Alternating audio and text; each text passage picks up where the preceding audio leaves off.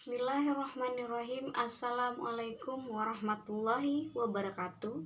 Perkenalkan, nama saya Wasari dengan NIM A1H12012E6. Kelas B, jurusan PGPAUD, mata kuliah pengantar pendidikan. Baik, saya akan memaparkan materi bab 5 tentang pengertian, fungsi, dan jenis lingkungan pendidikan. A. Pengertian dan fungsi lingkungan pendidikan. Secara umum, fungsi lingkungan pendidikan adalah membantu peserta didik dalam interaksi dengan berbagai lingkungan sekitarnya, utamanya berbagai sumber daya pendidikan yang tersedia agar dapat mencapai tujuan pendidikan yang optimal. B. Tripusat pendidikan. Dilihat dari segi anak didik, tampak bahwa anak didik secara tetap hidup di dalam lingkungan masyarakat tertentu tempat ia mengalami pendidikan. Menurut Ki Hajar Dewantara, lingkungan tersebut meliputi lingkungan keluarga, lingkungan sekolah, lingkungan masyarakat yang disebut tripusat pendidikan. 1. Keluarga. Pendidikan keluarga berfungsi 1. Sebagai pengalaman pertama masa kanak-kanak. 2. Menjamin kehidupan emosional anak. 3. Menanamkan dasar pendidikan moral. 4. Memberikan dasar pendidikan sosial. Yang kelima, meletakkan dasar-dasar pendidikan agama bagi anak-anak. 2. Sekolah. Yang pertama, sekolah membantu orang tua mengerjakan kebiasaan-kebiasaan yang baik serta menanamkan budi pekerti yang baik.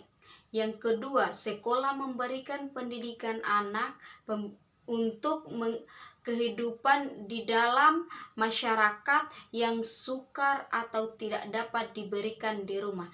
3. Sekolah melatih anak-anak memperoleh kecakapan-kecakapan seperti membaca, menulis, berhitung, menggambar, serta ilmu-ilmu lain sifatnya mengembangkan kecerdasan dan pengetahuan. 4. Di sekolah diberikan pelajaran etika, keagamaan, estetika, membenarkan benar atau salah, dan sebagainya. C.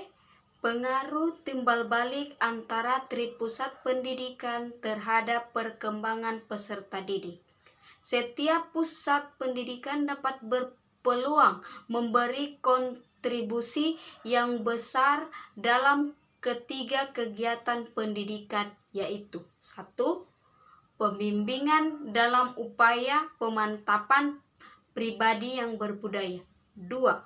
Pengajaran dalam upaya penguasaan pengetahuan. 3. Pelatihan dalam upaya pemahiran keterampilan. Materi bab 6 tentang aliran-aliran pendidikan. A. Aliran klasik dan gerakan baru dalam pendidikan. Aliran-aliran klasik yang dimaksud adalah aliran empirisme, nativisme, naturalisme, dan konvergensi. Sampai saat ini, aliran-aliran tersebut masih sering digunakan walaupun dengan pengembangan yang disesuaikan dengan perkembangan zaman. 1. Aliran-aliran klasik dalam pendidikan dan pengaruhnya terhadap pemikiran pendidikan di Indonesia. A. Aliran empirisme. B. Aliran nativisme. C. Aliran naturalisme. D. Aliran konvergensi. E. Pengaruh aliran klasik terhadap pemikiran dan praktek pendidikan di Indonesia. Di Indonesia telah diterapkan berbagai aliran-aliran pendidikan. Penerima tersebut dilakukan dengan pendekatan efektif fungsional, yakni diterima sesuai kebutuhan namun ditempatkan dalam latar pandangan yang konvergensi. 2. gerakan baru pendidikan dan pengaruhnya terhadap pelaksanaan di Indonesia. A. Pengajaran alam sekitar. B. Pengajaran pusat perhatian. C. Sekolah kerja. D. Pengajaran proyek. B. Dua aliran pokok pendidikan di Indonesia. Dua aliran pokok pendidikan di Indonesia itu adalah pengaruhan kebangsaan taman siswa dan ruang pendidikan INS Kayu Tanam. Kedua aliran tersebut dipandang sebagai tonggak pemikiran tentang pendidikan di Indonesia. 1. Perguruan kebangsaan taman siswa. A. Asas taman siswa. Tujuan taman siswa. 1. Sebagai bahan perjuangan kebudayaan dan pembangunan masyarakat tertib dan damai. 2. Membangun anak didik menjadi manusia merdeka lahir dan batin, luhur akan budinya, serta sehat jasmani untuk menjadi anggota masyarakat yang berguna dan bertanggung jawab atas keserasian bangsa, tanah air, serta manusia pada umumnya. B. Upaya-upaya yang dilakukan taman siswa. C. Hasil-hasil yang dicapai. 2. Ruang pendidik INS Kayu Tanam. A. Asas dan tujuan ruang pendidikan INS Kayu Tanam. Tujuan ruang pendidikan INS Kayu Tanam adalah 1. Mendidik rakyat ke arah kemerdekaan. 2. Memberi pendidikan yang sesuai dengan kebutuhan masyarakat. 3. Mendidik para pemuda agar berguna untuk masyarakat. 4. Menanamkan kepercayaan terhadap diri sendiri dan berani bertanggung jawab. 5. Mengusahakan mandiri dalam pembiayaan. B. Upaya-upaya ruang pendidikan INS Kayu Tanam. C. Hasil-hasil yang dicapai ruang pendidik INS Kayu Tanam. Baik, kita akan lanjut di materi bab 7 tentang permasalahan pendidikan. A. Permasalahan pokok pendidikan dan penanggulangannya. B. Jenis permasalahan pokok pendidikan. 1. Masalah pemerataan pendidikan. Masalah pemerataan pendidikan adalah persoalan bagaimana sistem pendidikan dapat menyediakan kesempatan yang seluas-luasnya kepada seluruh warga negara untuk memperoleh pendidikan, sehingga pendidikan itu menjadi wahana pembangunan sumber daya manusia untuk menunjang pembangunan. 2. Masalah mutu pendidikan. Mutu pendidikan dipermasalahkan jika hasil pendidikan belum mencapai taraf seperti yang diharapkan. Penetapan mutu hasil pendidikan pertama dilakukan oleh lembaga penghasil sebagai produsen tenaga terhadap calon luaran dengan sistem bertifikasi. Selanjutnya, jika luaran tersebut terjun ke lapangan kerja, penilaian dilakukan oleh lembaga pemakaian sebagai konsumen tenaga dengan sistem tes untuk kerja. 3. Masalah efisiensi pendidikan. Masalah efisiensi pendidikan mempersoalkan bagaimana suatu sistem pendidikan mendayagunakan sumber daya yang ada untuk mencapai tujuan pendidikan. Ada 4 masalah efisiensi pendidikan, antara lain: 1. Bagaimana tanah kependidikan difungsikan. 2. Bagaimana prasarana dan sarana pendidikan digunakan. 3. Bagaimana pendidikan diselenggarakan. Dan 4. Masalah efisiensi dalam memfungsikan tenaga. 4. Masalah relevasi pendidikan. D. Faktor-faktor yang mempengaruhi perkembangan masalah pendidikan. 1. Perkembangan iptek dan seni. 2. Laju pertumbuhan penduduk. 3. Aspirasi masyarakat. Keterbelakangan budaya dan sarana kehidupan.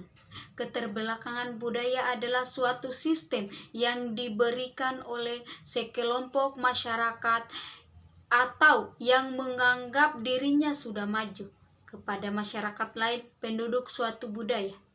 Perubahan kebudayaan terjadi karena adanya penemuan baru dari luar maupun dari dalam lingkungan masyarakat itu sendiri.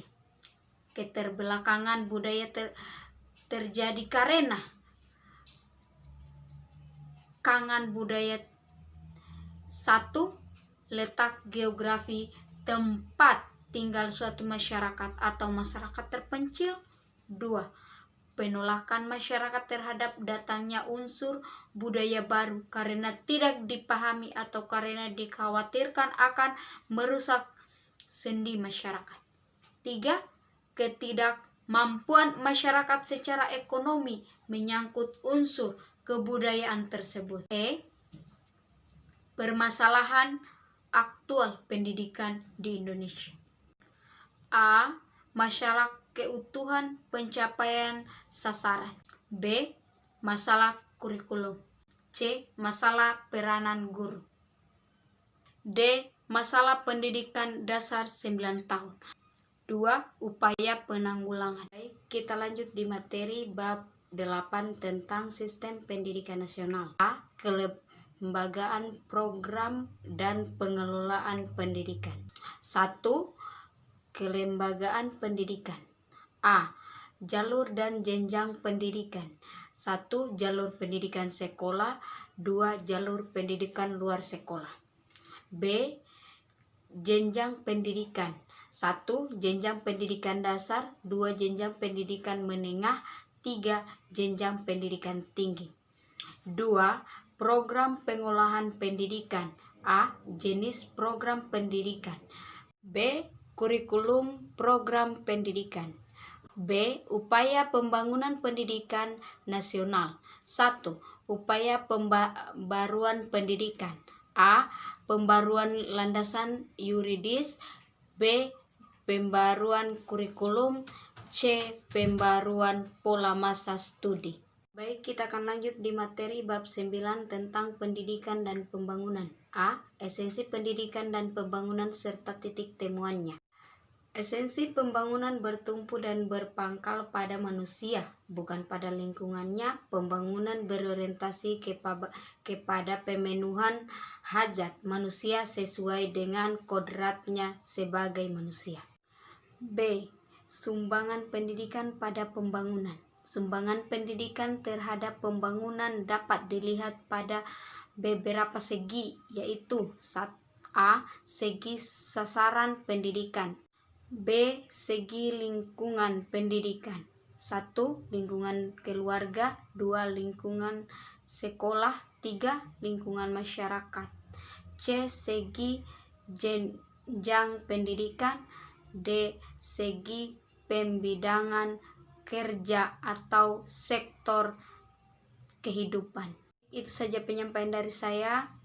Lebih dan kurangnya mohon dimaafkan. Saya akhiri dengan wabillahi taufiq wal hidayah. Wassalamualaikum warahmatullahi wabarakatuh.